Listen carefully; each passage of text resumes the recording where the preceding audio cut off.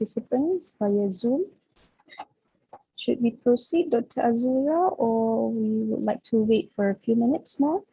Depends on you, Dr. Nuha and Dr. Atif. If you want to start now, you may start now. Okay. Our YouTube channel. Yeah, it's going to up once we started. I see. All right. Oh, now it's not yet started, yeah? No, you're not yet. All right. Okay, maybe, what do you think, Atif? A few minutes? Doctor, we already going live on YouTube. Oh, okay. All right. So how many participants over there, yeah, Brother Fizi? 3 waiting, Dr. I Nuha. see. All right. Thank you. So is it okay, Dr. Atif, if we wait maybe for a few minutes? Yeah? All right. Thank you.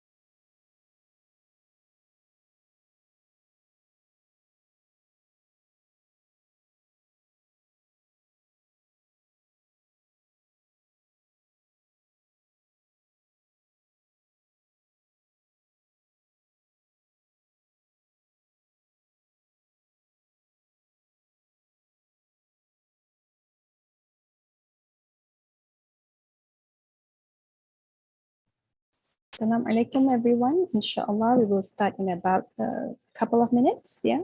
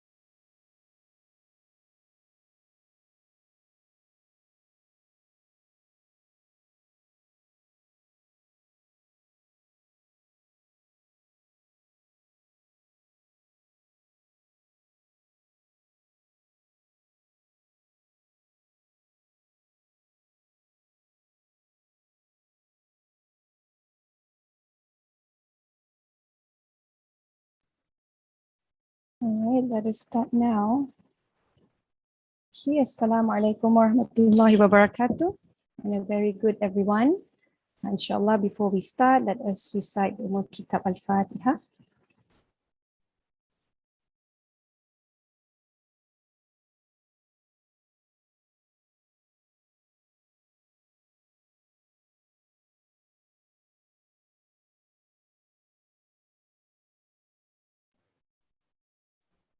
Okay, inshallah, may our webinar today be blessed by Allah, inshallah. So to all of you, welcome to the KICT Takrim 2021 Research Seminar in collaboration with the Office of Head of Responsible Research and Innovation, and also the Information Assurance and Security Research Unit, Kuliah of Information and Communication Technology, International Islamic University, Malaysia. Okay, before we start, I would like to invite all of you, all the participants, to click on the I attend link. So inshallah, seeking help from Dr. Azura's office to share the link at the checkbox so that we can record your attendance for today, inshallah. So ladies and gentlemen, we are honored to have here with us Associate Professor Dr. Atif Ahmad, the Deputy Director of the Academic Center of Cybersecurity Excellence, the University of Melbourne, to share with us today in this webinar on understanding the modern cyber threat landscape. How are you, Atif? Alhamdulillah. Alhamdulillah. It's good to have you today. So let me start by reading your bio, your short bio. So Dr. Atif is an associate professor at the University of Melbourne School of Computing and Information Systems, where he serves as Deputy Director of the Academic Center of Cybersecurity Excellence. Dr. Atif leads a unique team of cybersecurity management researchers drawn from the areas of information systems, business administration, security intelligence, and information warfare. He has authored over 100 scholarly articles in the area of cybersecurity management and received over 5 million Australian dollars in grant funding. Dr. Atif is an associate editor for the leading IT security journal, Computers and Security.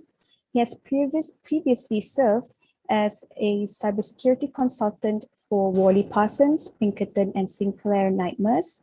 He's also a certified protection professional with American Society for Industrial Security.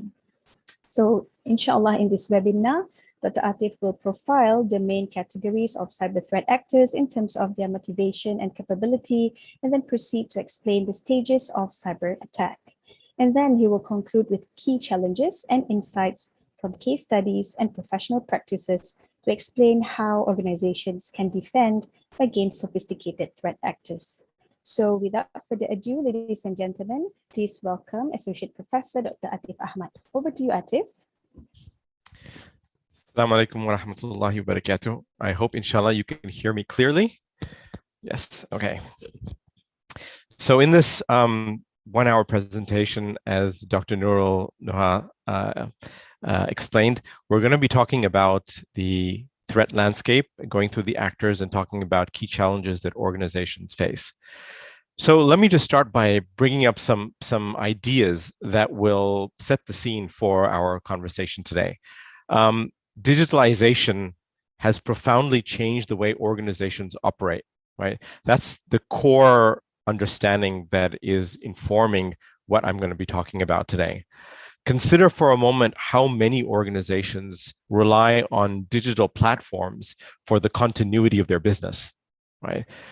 Think about how much information is circulating inside a large organization, how much information enters every 24 hours and leaves the organization through its many channels of input and output, for example, email. Almost every organization has some valuable information that enables them to achieve their strategic objectives.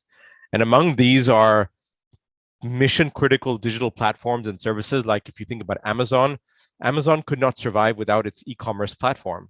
If you think about intellectual property, companies like Boeing and Airbus, they make these aircraft that we use to fly around the world.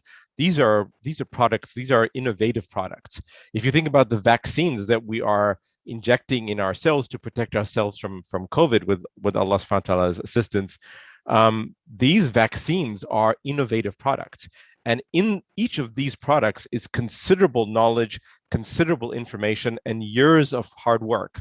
And all of that all of that intellectual property is something that is under, that can be targeted by cyber attackers, cyber criminals today. Cyber threat actors, have really found interesting ways of making money from attacking organizations. They either disrupt digital platforms, so they can, if you think about a university like IIUM, like the University of Melbourne, right? A organized crime, syndicate can lock up all of the IT platforms across the university, making them inaccessible in exchange for ransom, right? They may steal intellectual property from the university, could be our research, but maybe not so much research because it's not as easy to commoditize. But if you think about a lot of medical research, for example, happening inside the University of Melbourne, it is stuff that can be stolen and can be conveyed to another country that's trying to, for example, beat or compete with, pharmaceutical firms here in Australia. And this is certainly what happened with COVID. If you look into the news, the New York Times, the Washington Post, they've been talking about how many countries have been focusing their military, industrial, espionage, and intelligence agencies on not just the pharmaceutical firms in order to figure out how these vaccine formulas are being developed, but also the scientists to try to understand what these scientists are doing so that they can get that formula, steal the formula, and produce the vaccine faster than anybody else, right? These are just examples of what we are facing nowadays with the cyber threat actors and what they can do in the digital environment. But it all starts with digitalization, right? It's the fact that organizations are forced now, in order to compete, they must digitize their entire products and services. Right? It's very hard to compete without being connected to the internet. And in order to compete, in order to digitize, you need to transform the way that your organization operates. And that allows cyber threat actors to come in and steal information and disrupt your IT services. Right? So that's what we're going to start with. Let me start with just a very basic model. What is security? Right? And I find this is very valuable for most people who are not familiar with the area of security. Just very simply, a security problem constitutes at least two things. You must have an asset, something that's got value that you want to protect, and there must be a threat to that asset, which is basically a danger that might reduce the value of the asset, right? So a combination of a threat and an asset makes a security problem for you. There are many different ways that a threat can interact with an asset. Each scenario is a separate risk, right? And each of those scenarios or risks can be controlled using security countermeasures, right? Or security controls. So basically, an organization's problem is to figure out what are our assets, which is not a simple problem, because if you can think about any large organization, there are a huge number of assets. And we're not just talking about IT infrastructure as one asset. We're talking about every electronic service, whether email or database or web or e-commerce. These are all assets. And every document with sensitive information is an asset. So all of those assets, and they could be numbering hundreds of thousands, are all under some kind of risk exposure to a range of different threats, whether they be insiders or outsiders, hackers or nation state-based attackers. So there's a whole range of different scenarios. And each of those scenarios has its own likelihood and its own impact. So organizations need to figure out what are the key scenarios that we need to worry about, the top 100 or top 500, and then decide how to use their very limited budget to control those scenarios. And that means putting in a whole range of different security controls, from training to policy to risk management to firewalls, VPNs, intrusion detection systems, antivirus software. There's a whole range of different controls that can be implemented. But that's basically what a cybersecurity problem is. It's assets, threats, risk scenarios that you control using security countermeasures. Assets, as I said, it's not that easy to figure out what your assets are, but one really interesting thing that our research team has discovered is that there is a big difference between transactional organizations and transformational organizations. What does that mean? That means a bank is different from a pharmaceutical firm. They have different security problems. A bank uses digital platforms to run their banking services. They may have customer sensitive information they need to protect, but they are very different from a pharmaceutical firm, for instance, or a aviation manufacturing firm, or a car manufacturing firm, or a software firm, because banks have products and services, but most of the time they don't innovate. Every bank pretty much has the same products and services as every other bank. So they compete in the marketing side of things, but they don't compete in new types of banking services. That usually doesn't happen, right? Same thing with telecoms. If you look at any telecommunications company, they compete in terms of the packages that they sell you, the pricing, the marketing, but they essentially offer the same types of telecommunication services. Either it's a DSL service or a phone line or a mobile contract or internet contract. There's nothing truly unique normally about them, but they're different from companies like, GlaxoSmithKline that spend billions of dollars in coming up with cures to cancer, for instance, or COVID vaccinations, or whether we're talking about Uber, for instance, and their driverless cars, or BMW and the fact that they keep manufacturing these innovative, products, these cars at particular price points. Those transformational organizations are different because their primary security asset is their intellectual property. If they spend 10 years studying cancer and they lose the cure to cancer, somebody steals it from them, they will lose their entire business because it's billions of dollars of investment. For them, cybersecurity is a much scarier proposition. A bank can recover its digital platforms if they're disrupted, but if you lose the cure to cancer, then you can never recover that. Right? So the risk exposure is fundamentally different, and that plays a key role in trying to understand the threat landscape. So it's really interesting to see that if you look at this diagram on the right-hand side, it's a bit of an iceberg.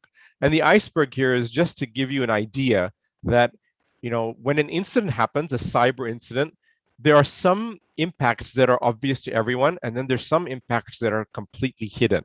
So the obvious ones are when you have a cyber attack, there's a technical investigation or an incident response, right? Detection, containment, eradication, recovery. There's customer breach notification, which is expensive. You've got to tell all your customers that you've been breached. You've got regulatory compliance issues, right? So if you are a bank and you're heavily regulated, then you've got to tell the regulator that you have been breached, and the regulator has all these rules about how long you have to resolve them, how you must report them, all those sorts of things, which costs money. You have to launch a public relations campaign if you're a well-known firm and it's a big breach, right? And that might even hit the news media, and then you've got to deal with the legal aspects of that, and that's another nightmare in its own. And as part of that, your solicitors, your legal firms that will work with you to navigate you out of this crisis, their expense is another, major cost. And then you have to actually fix the problem. How do they get into the organization? That cost of, recovery, and then, to try to plug the holes that they came through, that's another cost. These are all the obvious ones. Then there are the not so obvious ones. If you've got cyber insurance, your insurance premium will increase. If you've got, customer relationships and you've got trust with those customers, especially if they're military customers that have the secret or top secret requirement, then you have to explain to them how that breach happened, and then you have to recover that trust. And in some cases, some of the firms that I have worked in and have dealt with, once they've lost their once they've had a major attack, they've lost their clearance to do further work with particular types of clients. And that has cost them 3 to 5 years of recovery, hundreds of millions of dollars of losses, right? So then you've got customer relationships in general. You've got contracts that you might have lost and the lost revenue there. And then you have a trade name. You've got your reputation. And of course, if you're a pharmaceutical firm, or as we were saying, you've got loss of intellectual property and you cannot get that back, right? So either you have to develop new intellectual property or you have to come with a new business strategy to survive in the market, right? So these are all different types of impacts that can affect your organization. So let's have a look at some of these threat actors. Who are the cyber adversaries of the 21st century? Well, you've got the nation state, which is a new actor. The actors that we know are in the past are basically teenagers that have been doing this for the sake of adventure. This is very well known. Movies have been made. News media has talked a lot about hackers and teenagers who are going around the internet and knocking on the virtual doors of companies and trying to figure out if they can get in and making the most of it, bragging rights, as they say.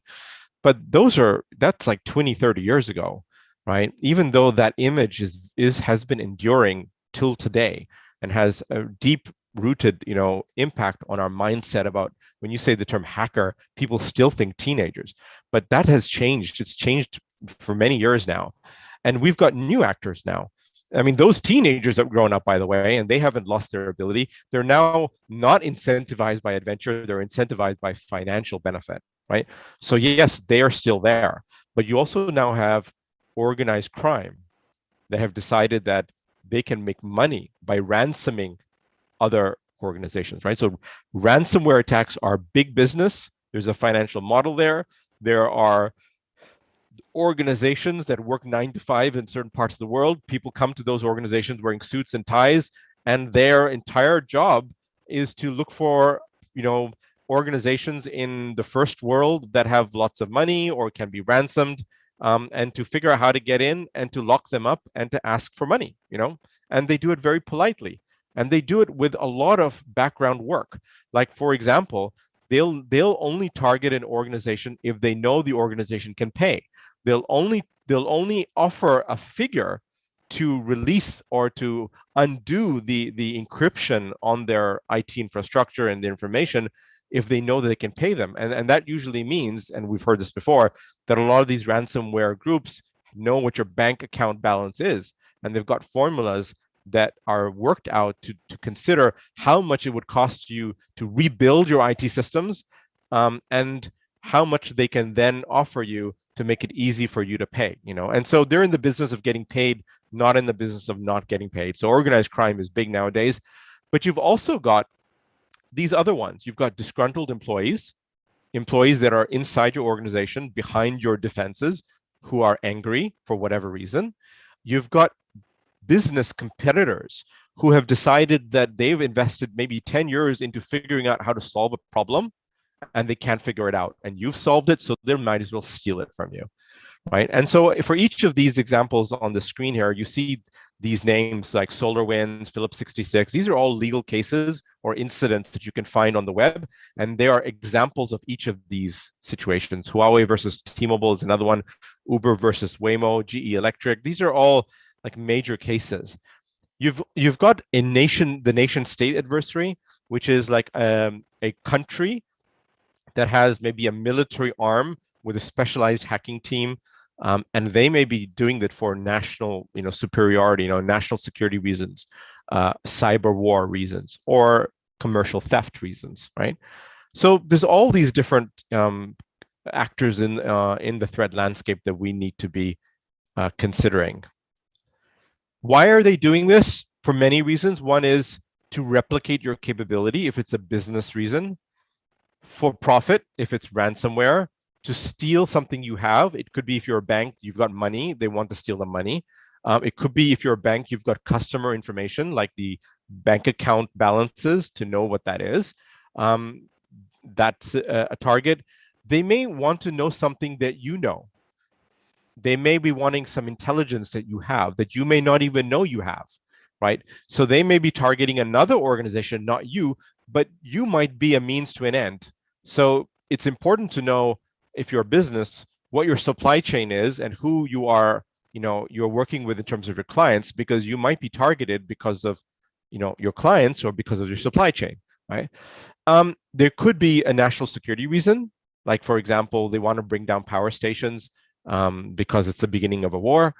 Or if it's an employee, it could be a perceived injustice, or it could be that you have a trust relationship with another firm. So you share IT infrastructure and the other firm has strong defenses, but you don't. So they'll go through you to get to them. These are all reasons why you get attacked.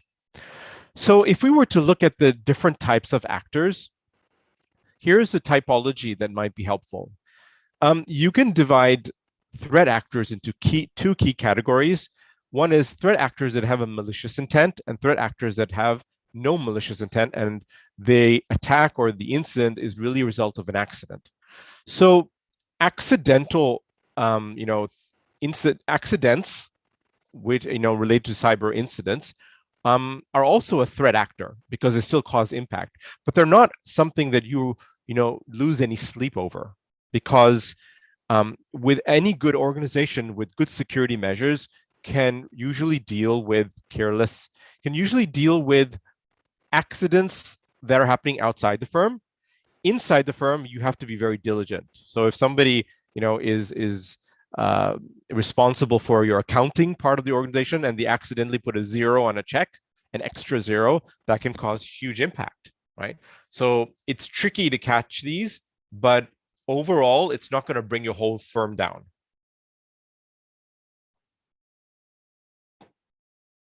Malicious, however, is a little bit dangerous because it involves threat actors planning to bring your organization down or planning to hurt you. And in this case, we can divide these actors into two categories. Ad hoc are those that are not really sophisticated actors. They may want to hurt you, but they don't have any capability, right? So disgruntled employees, yes, they're behind your defenses, they're dangerous. Script kiddies outside your organization, amateurs, they don't have any capability. So they're not really something, again, you would lose sleep over. But those that are organized and malicious, they are much more dangerous to you. And in this case, you have hacktivists who come together in teams and might attack your organization. They may not have a lot of funding, but they may have a lot of motivation, and their motivation can sometimes cause a lot of harm. Now, in contrast to them are the highly sophisticated actors, which I've divided, this is our own research team's, investigation. We've divided into two categories as well. Most people would not divide highly sophisticated into two categories or into other categories. We have for a particular reason. We found in our research that teams that are motivated by their own self-interest are different from teams that are working for a third party, right? And it's a really interesting distinction. Teams that are motivated by their own self-interest, like, for example, organized crime, ransomware, they're in it for themselves. They want to make money to enrich themselves, right? In this case, if you are defending against these sorts of attackers, your primary objective is to make it too expensive for them to attack you, to discourage them, to give them this feeling that maybe some other organization is a better target than yours. But if you are against an attacking team that is strategically motivated, that means they're working for somebody else, they're mercenaries, then you can't convince this team to stop attacking you. You have to convince their sponsor to stop sponsoring them, right? Because even if you defeat or you discourage this team, the sponsor will simply just find another team. So you'll just keep coming up against stronger and stronger teams. You really have to figure out who's the sponsor, who is encouraging them or giving them yourself as a target, and how can you discourage the sponsor and stop them from call off the mercenaries so these teams disappear, right? Okay, so this is a really interesting diagram that gives us like an additional insight here. There are what you see here in the columns. If you can see my mouse pointer, you've got 4 different categories. You've got the amateurs, who are simply just replicating attacks that other people have created. You've got sophisticated attackers. You've got insiders, and then you've got the the state level or state sponsored attacks that are extremely sophisticated, very well organized, very sophisticated, very well resourced, and very well skilled with all the right tools and techniques, right? So what's really interesting about this diagram is if you look at the vertical axis, it's basically a measure of risk exposure. The higher up you go, this axis, the more risk exposure you would have as a firm. On the horizontal axis, you've got capability, the attacker's capability, right? Less capability on your left and increasing capability on your right. Now, if you map these 4 categories of attackers, you see something really interesting happening. First of all, you see that the amateurs are low risk exposure and low capability, something that you're not really worried about. But as you go up to the right, for example, hackers, they have a stronger motivation. You have got greater risk exposure because of their greater capability. And insiders, because they're behind your defenses, they have more capability to hurt you, and you have got greater risk exposure. But the most interesting story, of course, is with these nation-state-based attackers, because they have, APT stands for Advanced Persistent Threat. They have the greatest capability and therefore the most risk exposure. This red arrow is the most interesting insight here. And what it's saying is that what really differentiates these 4 categories is the ability to experiment. Script kiddies or amateurs, they can't experiment. They won't come up with creative new attacks. Hackers have a slightly better capability. Insiders have greater capability because they don't need to get through your defenses. They'll just come up with weird and wondrous things happening internally within your organization. But these state-sponsored attackers, they won't just attack your normal defenses. They'll keep scratching their head and come up with new ways of attacking you that may have never been seen before. And therefore, your defenses, which are all, I mean, most organizations, they buy cybersecurity intrusion detection systems and firewalls. They don't make them, they buy them. And when they buy them from other companies that have developed or engineered these products based on attacks that have been seen before. So new attacks, most of these tools are pretty much blind to. So that's what's really scary about this, about this right-hand column. And what's really interesting about this red arrow here, it basically says the greater the experimentation, the more the risk exposure. And that means for organizations, the more you have to innovate in your defense. You can't rely on generic defenses and generic tools. You have to learn to come up with new defenses. So greater experimentation, greater innovation. That's a very important thing for information systems academics like myself, because it means now that when I go and do a case study in an organization, I'm looking for ability to experiment. I'm trying to understand, when I'm studying organizations, do they have the ability to come up with new and innovative ways to defend themselves? And do they have strong situation awareness around the threat environment to know that they're being attacked by the right-hand column versus the left-hand column? Do they know the difference or not? That's really critical. Okay. So the process of attack is actually something that there's a very well-known process called the cyber kill chain, which was created by Lockheed Martin. And in industry, it's used a lot. We developed our own cyber kill chain because we found that the industry version has no theory or no theoretical basis to it. And what we found is the same as the cyber kill chain, in industry, but we came up with our own terms. It's very simple. When you get attacked, the attacker goes through a targeting phase. They figure out which organization to attack, right? They select the organization first, and they do the background homework, right? Why should we? If we're after money, then who's got deep pockets? If we're after intelligence, who's got access to it, right? And so forth. Then they look at your vulnerabilities, and they don't necessarily go through your IT network. They may start with LinkedIn, right? They'll look at LinkedIn and they'll say, okay, who works in this organization? Who has the authority or the access to the asset that we want? And then they'll look at that person's, their vulnerabilities. They'll say, okay, does this person have a gambling problem? Does this person do something that we can use against them, right? And they'll come, why would they spend, months or weeks studying your cyber defenses if they can just send one email saying, we know what you did, we know what your weakness is, or we know that you have committed this crime, and therefore they'll use that. And that is a much stronger way into the organization than, spending heaps of time trying to break down somebody's cyber defenses and then trawling through their terabytes of information looking for what you're after, right? So why not just ask?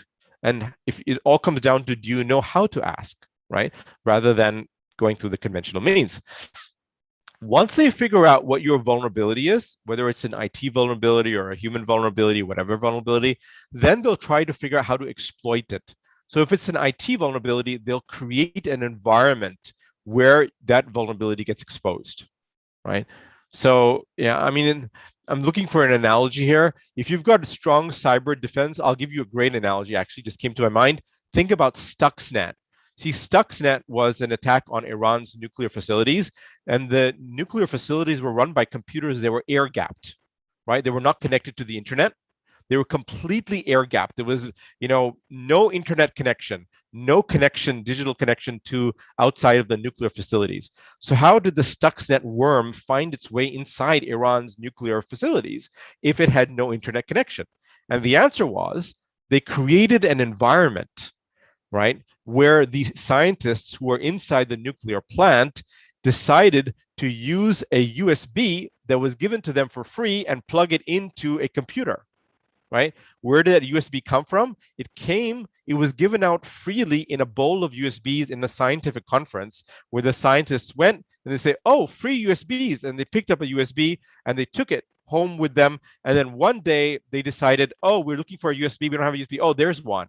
Picked up a USB, put it into the computer, and the worm started to replicate internally, right? That's creating that opportunity. So we call that fires or maneuvering, right? How to create an opportunity to get into the organization. And then you've got infiltration. Once they're in, they need to find their way to the entire network or the entire organization. And then they need to make sure that they can stay in there. So if you discover the hole or discover the way in and you plug it, they will create 100 other holes so they can keep coming in. We call it making backdoors. And then assuring mobility, which is they need to make sure they can get into the part of the organization they need to get into in order to get what they want, whether that's sensitive information or disruption of platforms. And then it's mission objectives. Let's do what we came to do. And then they move on to the next organization, right? And that's their process. How is that useful to scientists like me? It's very useful because I begin to understand the process, the methodology, and the stages of the attack. For the defenders inside industry, it's useful because when they're under attack, they need to know what stage the attacker is in, so they can cut that stage off as soon as possible. Their aim is, they know that the attacker will start here in this select exploitation target, and they need to get to this part. So they need to stop them on the way. That's their main aim. So whenever they're under attack, the big organizations that we've studied, they have this at the back of their mind. What stage is the attacker in? What stage do they want to get to next? How do we stop them from getting to the next stage? That's what they're trying to do. Okay, so the problem that we see as researchers across the nation, not just Australia, but globally, is this disparity, right? There is this big difference between the capability of the attacker to achieve their goals and the capability of the defender to protect themselves. And we did this research many, many years ago, which we published in the Journal of Information Warfare, where we argued that there is a natural advantage. If you've got a battle between attackers and defenders, then the attacker always has a natural advantage over the defender, even in the physical environment. Forget about the digital environment for a moment. In the physical environment, there is a natural advantage. If I decide to attack you and you're an organization, you're going about your merry business, then I have a lot of agency or a lot of control on how that attack plays out. I can decide when to attack you. I can decide where to attack you.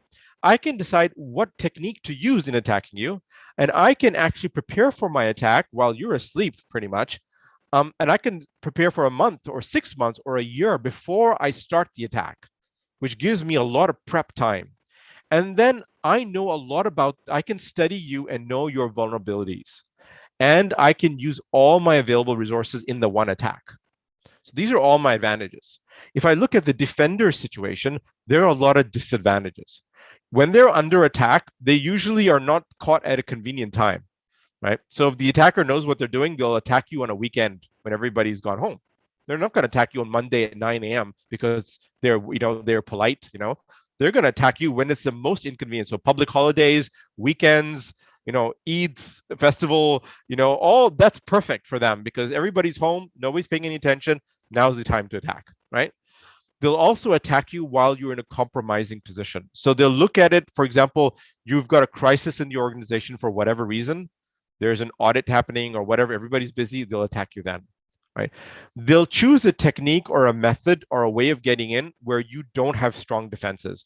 So if you're very strong, for example, you got a strong set of firewalls, intrusion detection systems, they will not go through that. They'll take the path of least resistance.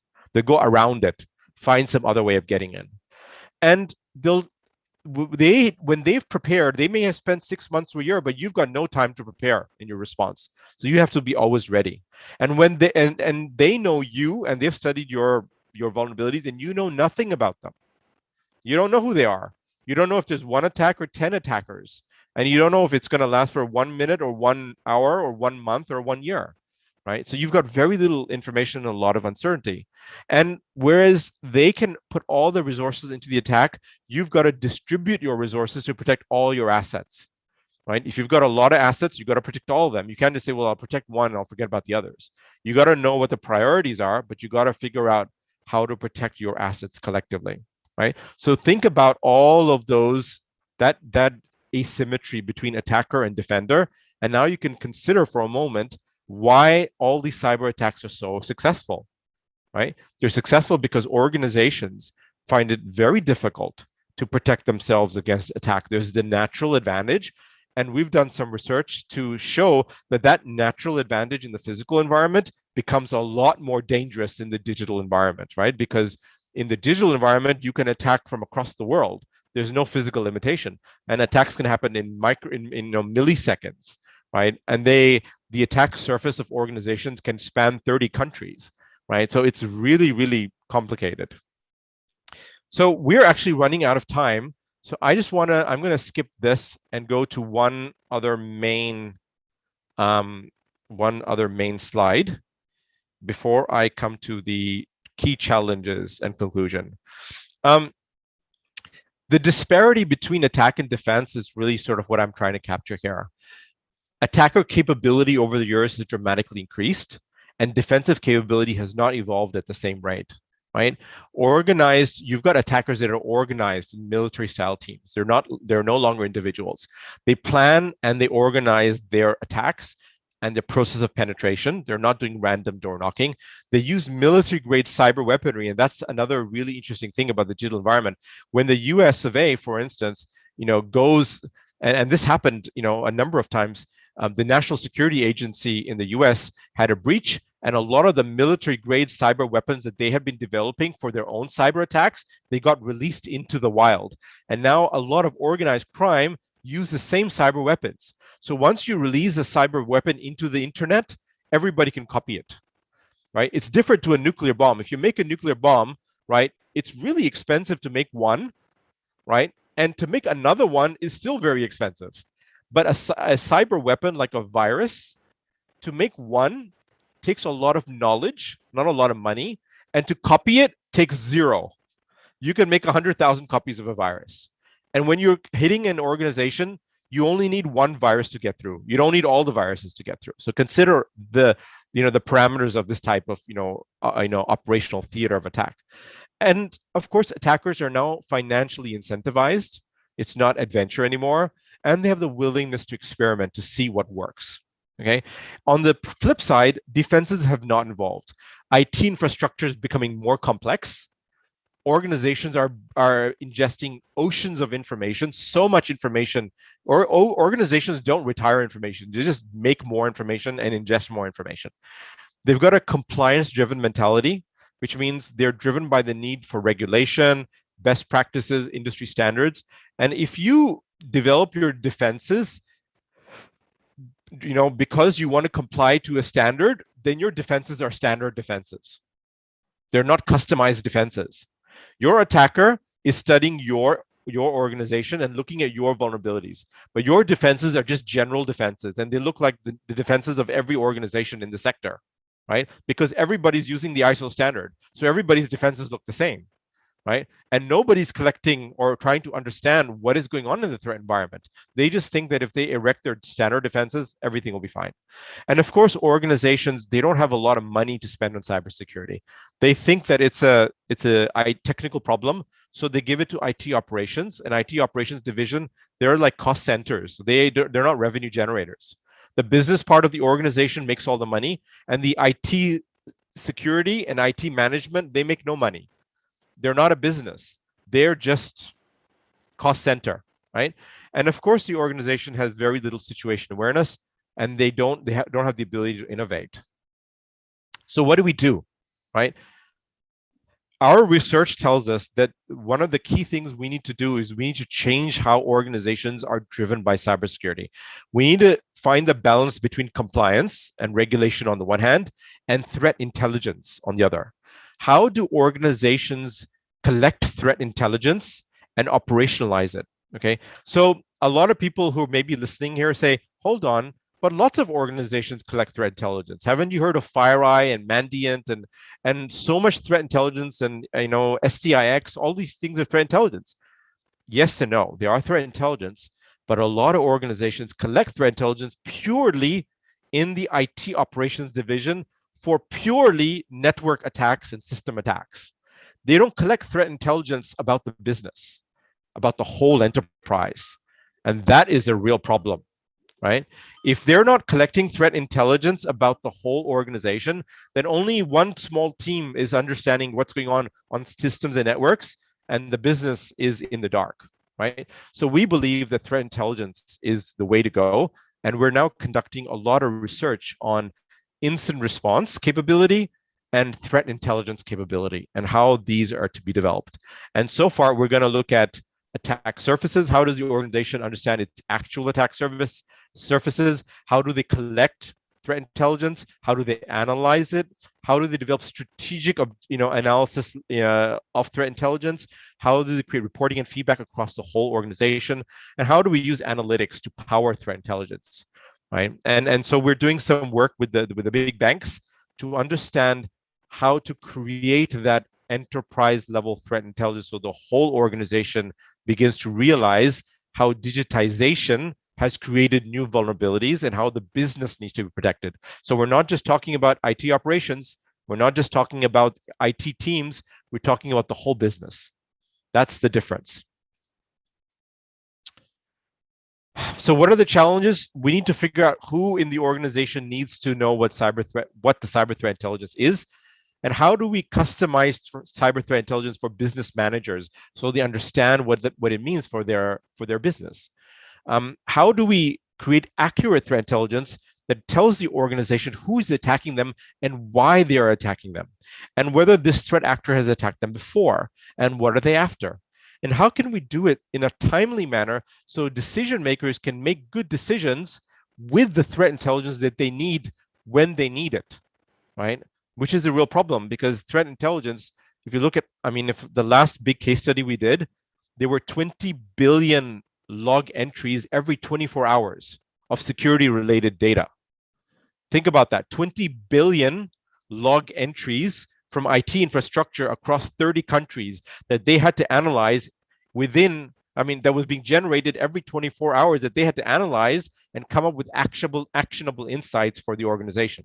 And they also have to package it and analyze it and package it and then send it to the consumers and explain to them what it means to them so they can actually take some action on it.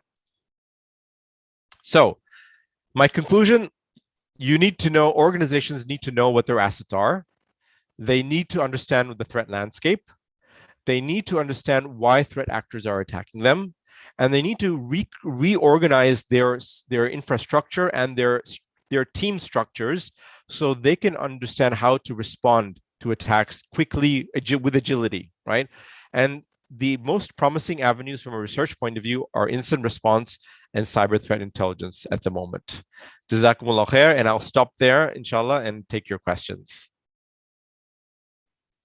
Thank you very much, Dr. Atif, for the very insightful sharing and wisdom, sharing of your wisdom with all of us. And now I'd like to open the floor for questions from the audience. So it's either you want to unmute yourself and ask question straight away, or you can type your questions at the Zoom chat box or at the YouTube comment.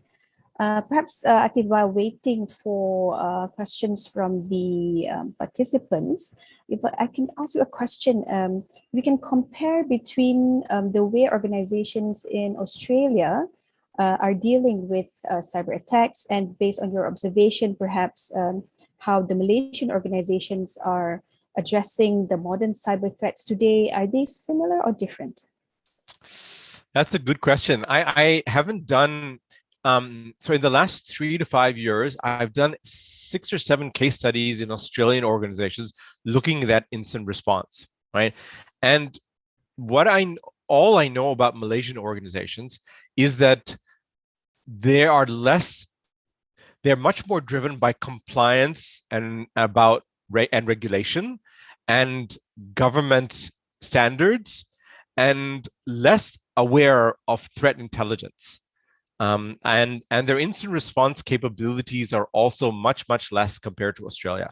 So if you look at our leading cyber response teams, they would be in the big banks, right? Because the banks here spend a huge amount of money in building the shield, the defensive shield, and then constantly studying the environment. And they have very good relationships with the American banks, and they're constantly looking at what's happening in America, who's attacking American banks, and then learning about those attacks, because they know in 3 to 6 months they will be happening in Australia, right? So they're constantly figuring out how to shape or adapt their defenses to the new reality in the environment. Now, I suspect that in Malaysia, that kind of adaptability and agility isn't happening, but I have to also admit that I don't have hard evidence to say that that is happening. All the case studies that we have done in Malaysian organizations, including the Malaysian banks around governance, they suggest to us that we haven't looked at incident response, we looked at governance in Malaysian banks. It suggests to us that it's very much driven by regulation and by standards and by general expectations in the sector, and not by threat intelligence. Great, thank you, Atif. There is a question from Dr. Adamu. Can you suggest a tool that implement all the stages of cyber kill chain model available in public domain, or anyone that you have used before? And the answer is, unfortunately, I cannot, because all the research that we do, we tend not to ask our case study participants to identify the vendors or the specific tools that they use, because that usually is confidential. Because if you know, for instance, that a bank's primary tool is something, right, then you'll know that the vulnerabilities of the tool are the vulnerabilities of the bank, right? So they are very secretive about the specific tools that they use in the defense sides. However, they do tell us which tools are used for case management, for instance, general ticketing, general case management, general recording of information, but they won't tell us which security tools. They'll tell us which vendors like Symantec or FireEye or Mandiant or Microsoft. They'll say we get from these areas, but they won't tell us which tools. Thank you, Atif. Is there a question from the audience? We are glad to have you today, our CEO, Professor Dr. Prof. Norbit. Welcome, Prof. Assalamualaikum. Hi, Dr. Atif. Alaikum assalam wa rahmatullahi wa barakatuh. I got 2 questions, inshallah. Number 1, what have changed in terms of the landscape because of the COVID? I mean, there are now more people working from home. Sometimes they take things from the office and bring them home, and some even bring the computers from the office home and so on. And a lot of these are really happening here as well. I think because of this change, the landscape and the threats could have probably changed as well. And if you can probably advise us, what are the new areas that we can be focusing on to prepare for the next few years? This is number 1. My second question, as a university,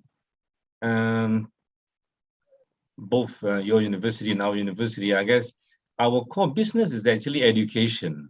I mean, apart from research and so on.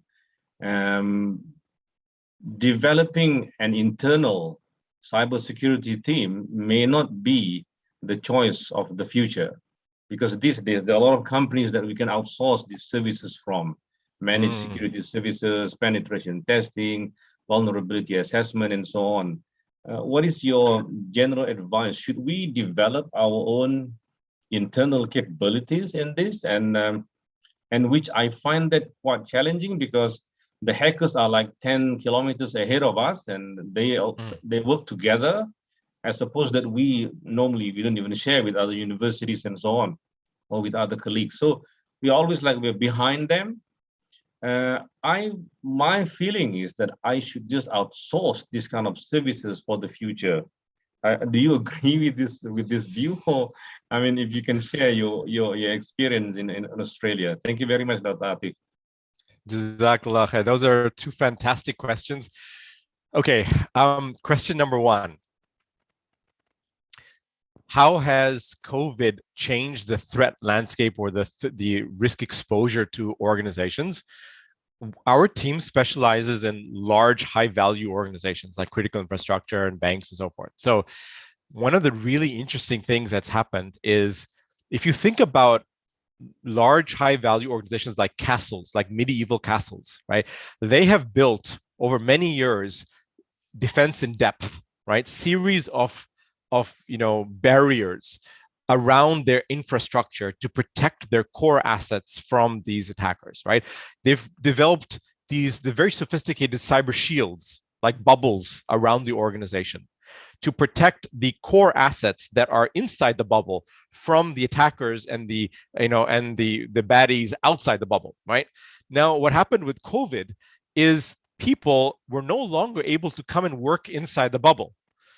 So now what we see is organizations pushing their assets and breaking those boundaries themselves to allow their employees to work, right? So the desire for the need for productivity, and we were seeing this even before COVID, right? Because even before COVID, mobility and, bring your own devices and, people's own personal phones now being used inside work environments was breaking that old model, which is defense in depth, right? So companies were poking holes in it to try to create productivity benefits. And now with COVID, that bubble has almost burst, right? Because now organizations are saying, look, we can't bring our employees inside. We have to push our assets outside.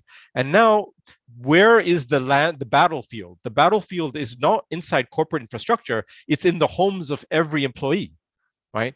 Because those employees are now working at home as if they were working inside the organization. They're bringing all that information in home, and they're using IT infrastructure that their organization has given them at home, right? And now we have a new problem. We have not just the person, we have the home and the family is part of the risk exposure. They're all in the target crosshairs, right?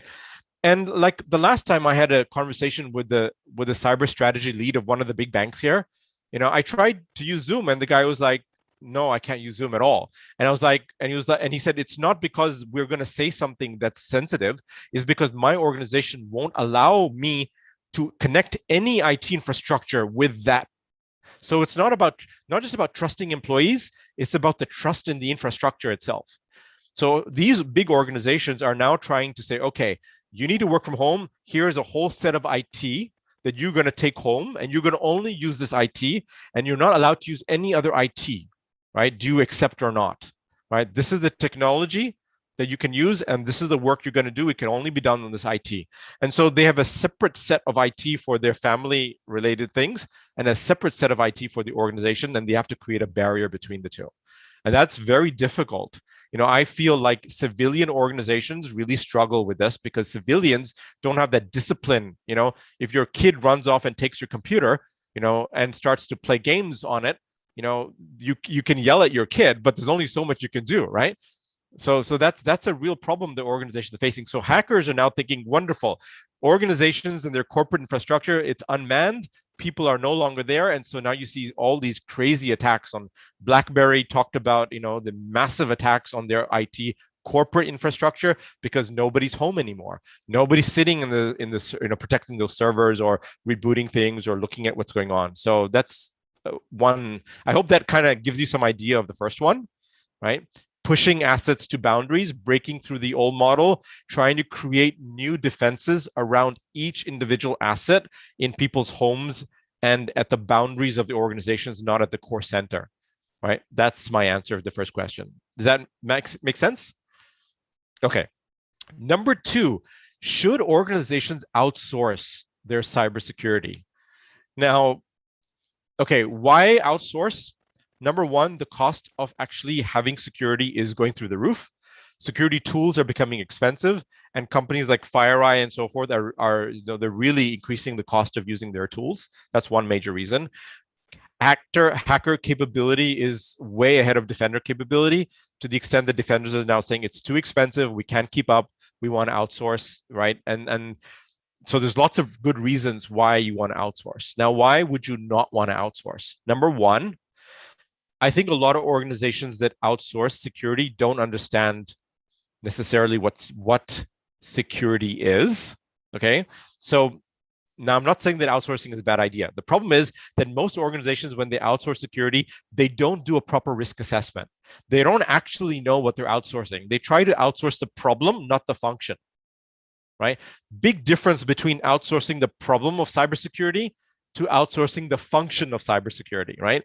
So we looked at, in 2019, we looked at an MSSP very carefully to see, okay, this was the rising star that Gartner was saying, these are like the best MSSP out there, right? And we looked at their services and we looked at their function, and then we looked at their clients.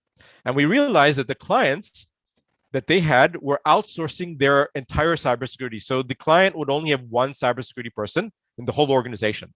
And they had basically given up control over their IT infrastructure to the MSSP. The MSSP would manage the entire IT infrastructure for that client, defend it, protect it, identify threats, and they would even patch and upgrade their IT infrastructure remotely, okay? Which that client was very happy with. Now, here's the problem.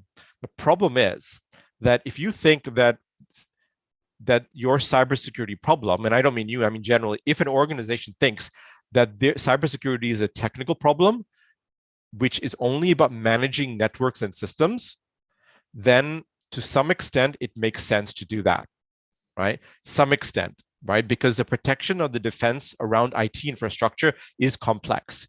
But the problem is, who's going to protect the information, okay? The MSSP does not know your business model. They don't understand what information is sensitive or what is not. So if I can just, do I have 5 minutes to show this diagram to you? Sorry, Nurul, do I have 5 minutes? Yes, Atif. Okay, I think this diagram was created for Prof. Norbik, right? I published this in the Journal of American Information Science and Technology. And this is the reason why.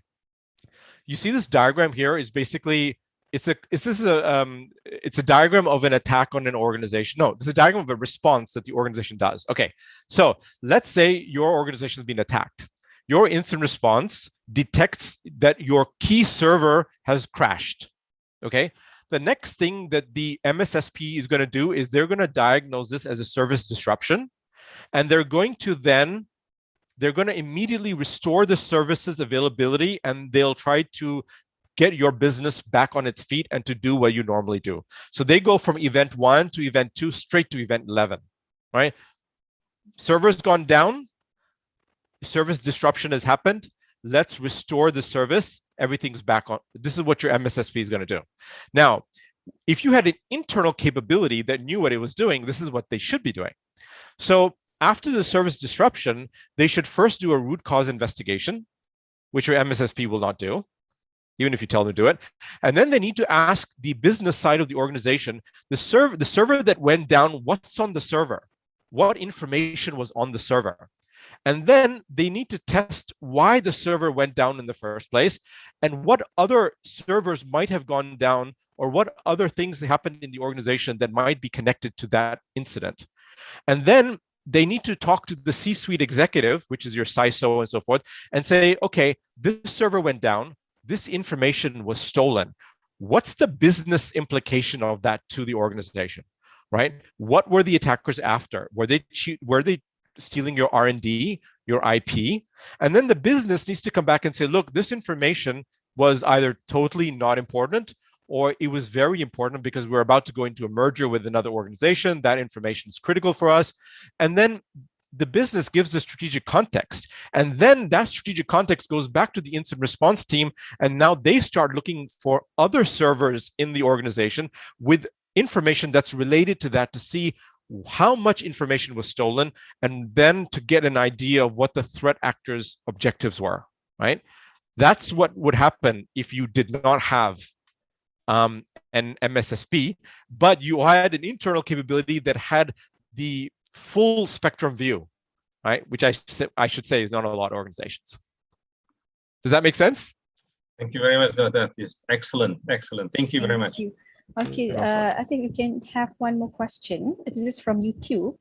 So the question says, what is your opinion on the increasing trends of ransomware attacks, and why is this method of attack is so successful?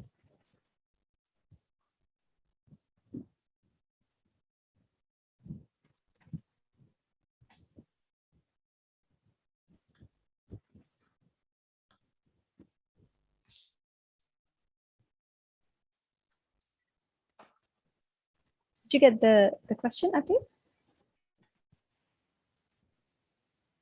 Sorry, my internet became unstable. So this is a question on YouTube that says, increasing trend of ransomware attacks, and why is this method of attack so successful? Yep, that's okay. The one. Okay. Jazakallah khair, Dr. Azura. So why is it so successful? Number one, because it's organized now, and there's companies that do the attack. So this is not one individual. These are teams of people. They've got full organizations. Like they've even got their own HR department. They've got annual leave. They've got superannuation. These are organizations, not individuals. They're doing the attack. Number one. Number two, they are targeting organizations that are poorly managed from an IT point of view. Right. So you look at, for example, hospitals. You look at public sector institutions. They don't hit the banks. The banks are very well defended, so they're not easy. They look at easy targets and they calculate how much it's going to take that organization to get back on their feet. And usually, if you look at, for example, your local council, and this happened in the US a lot, or you look at a hospital, right? Every second counts. They can't afford to not have their IT infrastructure anymore, right?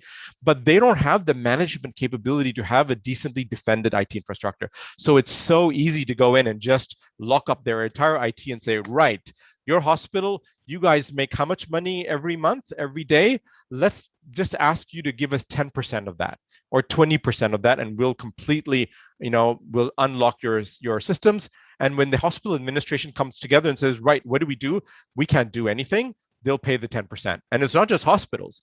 The Colonial Pipeline, if you look at all of these organizations, they do the cost benefit analysis and they realize that it's in their interest. Now, why are these groups able to continue doing it? Because they're doing it in a jurisdiction where you can't get at them. The former Soviet Warsaw Pact countries, Poland, Ukraine, Russia, the government doesn't care because these organizations, these hackers or these organized crime syndicates, they're not attacking their own government, they're attacking government across the world. So as long as they're not attacking their own governments don't care, right? Thank you, Atif. Is there any other question left, perhaps? Last one, maybe? From the audience? Let me check in the YouTube whether we do have questions. Let's see. I guess that's all, Atif. Okay, so Alhamdulillah, thank you so much for sharing with all of us, for spending your time, despite your busy schedule with us about a topic that is very relevant today. So with that, Jazakallah khair kathir to you. And I would like to also record my appreciation to Dr. Nur Azura, the Head of Research for KICT, Mr. Laili, the KICT Takrib Committee members for organizing this webinar. Inshallah, it will end in about a few days. Yeah, so the whole Takrim thing happens for one whole month.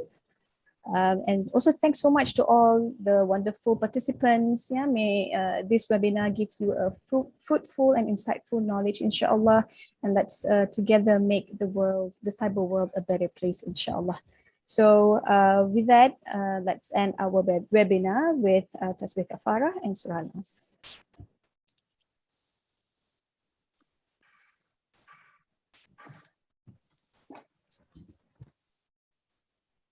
Okay, so thank you so much, Atif. Hope to see you again, hopefully face to face, inshallah, once all this COVID pandemic is receding soon. Inshallah. Thank Inshallah. you. Atif, when are you going to come and visit us in IUM?